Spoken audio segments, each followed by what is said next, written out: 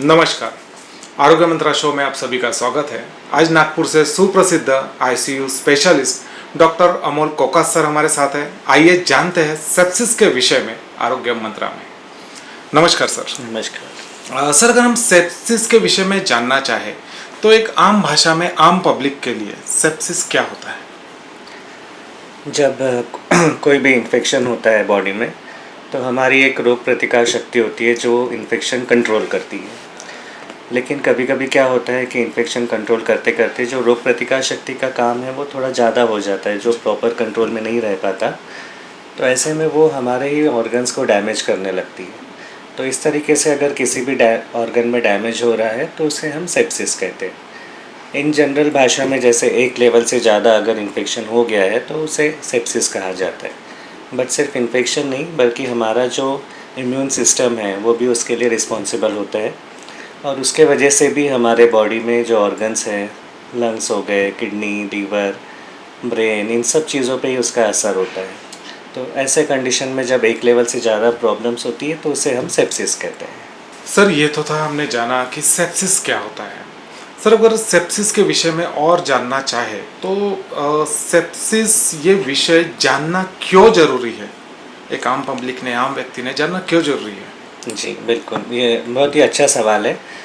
Normally भी जैसे सब लोगों को पता होता है हार्ट अटैक के बारे में या ब्रेन स्ट्रोक के बारे में, पैरालिसिस के बारे में, बट सेप्सिस के बारे में ज़्यादा लोगों को मालूम नहीं रहता है।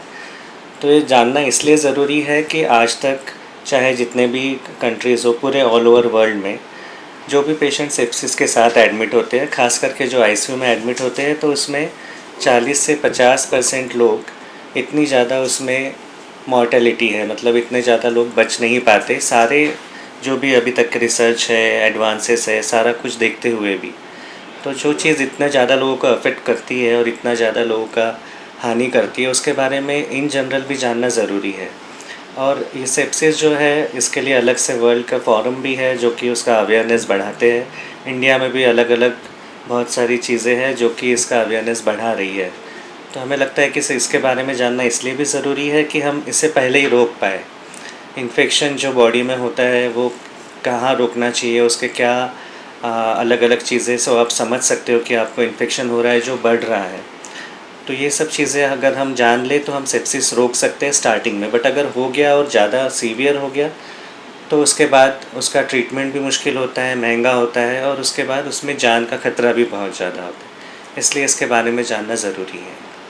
सर, अगर हम बात करें तो किन किन ऐसे खास इन्फेक्शंस में सेप्सिस होने के चांसेस बहुत ज़्यादा होते हैं? जी, मुझे लगता है इसमें दो चीज़ें हम देखेंगे कि किन लोगों में सेप्सिस ज़्यादा होता है और किन बीमारियों के वजह से सेप्सिस होता है। तो जो भी पेशेंट इम्यूनो कॉम्प्रोमाइज़ टाइप होते हैं, जैसे डायबिटीज़ हो गया, या कोई पेशेंट है जो डायलिसिस पे है, या किसी को किडनी की तकलीफ़ है, लीवर की तकलीफ़ है, या पेशेंट जिनको ट्रांसप्लांट हुआ है, तो ऐसे सारे पेशेंट हाई रिस्क में आते हैं सेप्सिस के लिए। इनको बहुत ज़्यादा चांसेस होते हैं कि सेप्सिस हो। या कोविड के बाद आपने देखा होगा काफ़ी सारे पेशेंट को स्टीरॉयड की ज़रूरत पड़ी। उस टाइम वो ज़रूरी भी था जान बचाने के लिए, बट उसके बाद सेप्सिस का प्रमाण ऐसे लोगों में जो किसी और बीमारी के वजह से भी, जिसमें स्टीरॉयड या इम्यूनोसप्रेसिव ड्रग ज़रूरी होते हैं, उसमें भी सेप्सिस का चांसेस ज़्यादा होते हैं। एक दो जो बीमारियां जो मेनली सेप्सिस में जाती है वो रहता है निमोनिया, लंग इन्फेक्शन, और दूसरा होता है यूरिन इन्फेक्शन। ये सबसे कॉमन चीज़ें हैं जो नॉर्मल पब्लिक में रहती है। तो एक तो ये वाला ग्रुप जो हाई रिस्क में आता है, और ये इन्फेक्शंस, ये दोनों चीज़ें हैं जो सबसे इम्पॉर्टेंट है जहाँ तक कि पेशेंट को सेप्सिस होता है उनके कारणों में। तो इन सब चीज़ों में ध्यान रखना चाहिए और अकॉर्डिंगली उसके ट्रीटमेंट होती है फिर। सर, ये तो आपने हमें, हमारे दर्शकों को काफ़ी अच्छी जानकारी दी सेप्सिस पे। लेकिन अगर सर हम जानना चाहे तो क्या ऐसे मुख्य लक्षण एक सेप्सिस के पेशेंट में हमें दिखाई देते हैं? जी बिल्कुल, लक्षण जानना और पहचानना स्टार्टिंग में ही ज़रूरी है। तो मुझे लगता है ये वाला पॉइंट सबसे इम्पॉर्टेंट है कि अपन कैसे पहले ही तैयार रहे कि हम पेशेंट सेप्सिस में जा रहा है, या जो लोग देख रहे हैं उनको ये समझ जाए कि हाँ उनका इन्फेक्शन बढ़ रहा है।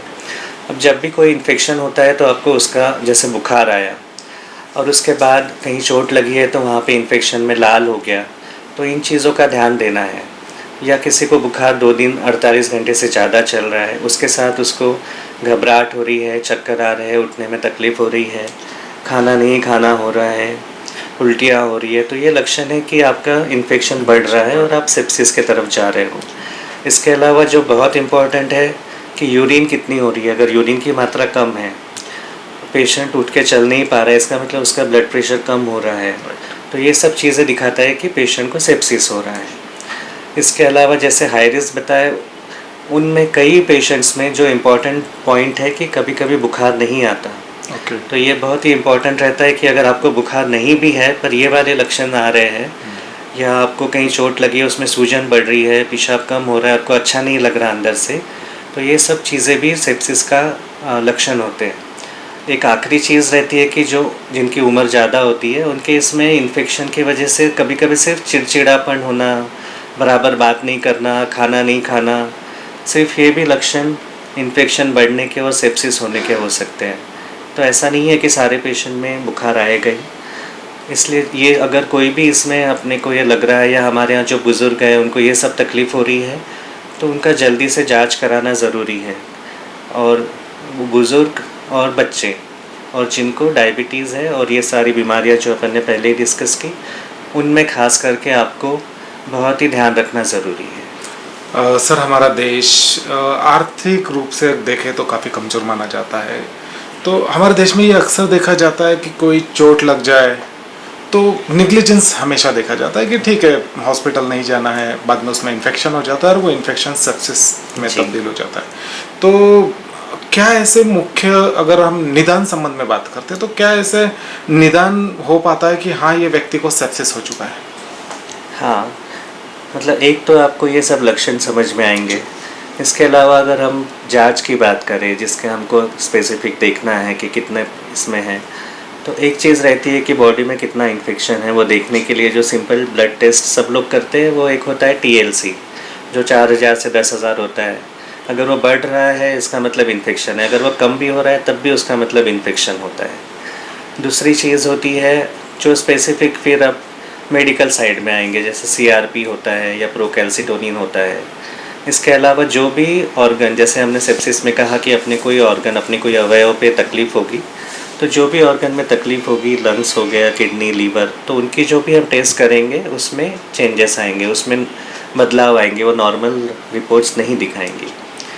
अगर इन्फेक्शन लंग्स में है तो हो सकता है एक्सरे में दिखाई दे, या फिर हम जो बलगम की जांच करते हैं उसमें दिखाई दे। अगर यूरिन में है तो यूरिन की हम जांच करती है तो उसमें दिखाई दे, यूरिन कल्चर बोलते हैं, यूरिन रूटीन बोलते हैं, ये सब कराते हैं। और डिपेंड, कभी कभी ऐसा, जैसे हमने चोट की बात की, तो कहीं पस हो रहा है तो वहाँ से पस ड्रेन करना बहुत ज़रूरी है।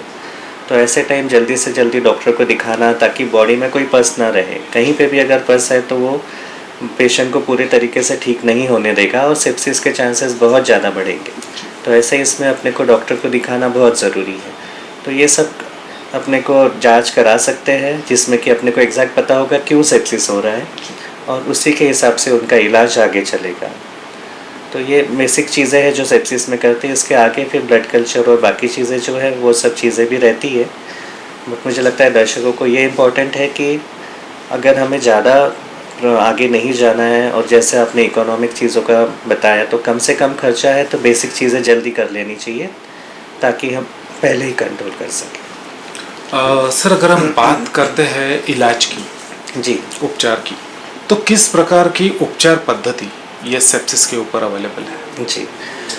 सेप्सिस में 2 तरीके का है। अगर पेशेंट जल्दी आ जाते हैं, उनको समझ में आ जाता है तो बहुत अच्छी बात है। ऐसे इसमें अपन उनको एंटीबायोटिक्स दे के, और जो भी अगर ऑर्गन में इन्वॉल्वमेंट है कुछ, तो उसको सपोर्ट दे के जल्दी से ट्रीटमेंट कर सकते हैं। दूसरी चीज़ है कि अगर पेशेंट लेट आते हैं तो फिर हमें प्रॉपर ICU केयर भी लगती है कभी कभी। अगर उनको सांस की तकलीफ़ है तो आपको ऑक्सीजन की ज़रूरत पड़ेगी, या फिर बाईपैप की ज़रूरत पड़ेगी। दूसरा तरीका है, अगर यूरिन कम आ रही है तो उसके दवाई चलेंगी, बहुत बार IV फ्लूइड दवाई, और कभी कभी उसमें सपोर्ट भी लगता है, जैसे डायलिसिस सपोर्ट होता है, उस तरीके का। कोई पेशेंट को अगर पहले से हार्ट की तकलीफ़ है, और काफ़ी इम्पॉर्टेंट एक पॉइंट है कि अगर ब्लड प्रेशर ड्रॉप होता है तो इसका मतलब है कि सेप्सिस काफ़ी बढ़ गया है। तो वैसे इसमें पेशेंट का इलाज भी मुश्किल होता है, प्रोग्नोसिस भी मुश्किल होता है। अच्छा नहीं होता, तो इसलिए फिर उस इसमें हम बीपी बढ़ाने की दवाई देते हैं, हार्ट को जो सपोर्ट करने के लिए दे सकते हैं वो चीज़ें देंगे।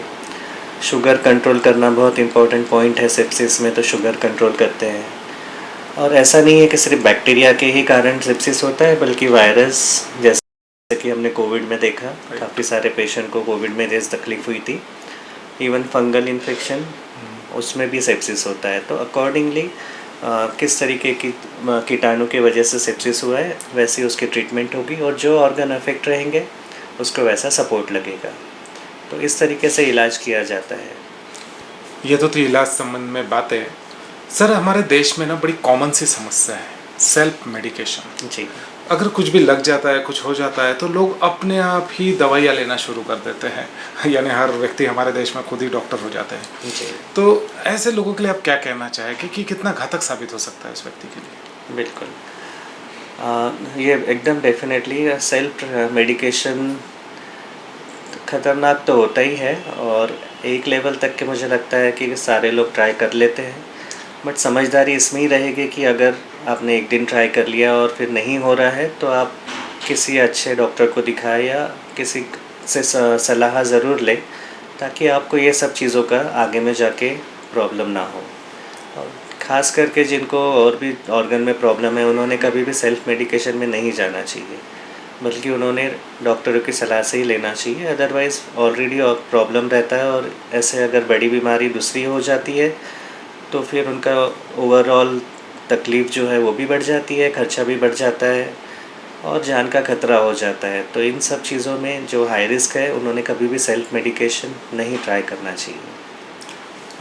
सर अगर हम बात करते हैं बचाव की, जी प्रिवेंशन की, तो किस प्रकार से हम सेप्सिस से बच सकते हैं? जैसे कि अपन ने अभी देखा था कि स्टार्टिंग में कोई भी इन्फेक्शन हो तो हमारी बॉडी रिएक्ट करेगी और कंट्रोल करेगी, वो ज़रूरी है ताकि हमें कंट्रोल ना, मतलब इन्फेक्शन ना हो और सब चीज़ें कंट्रोल में रहे।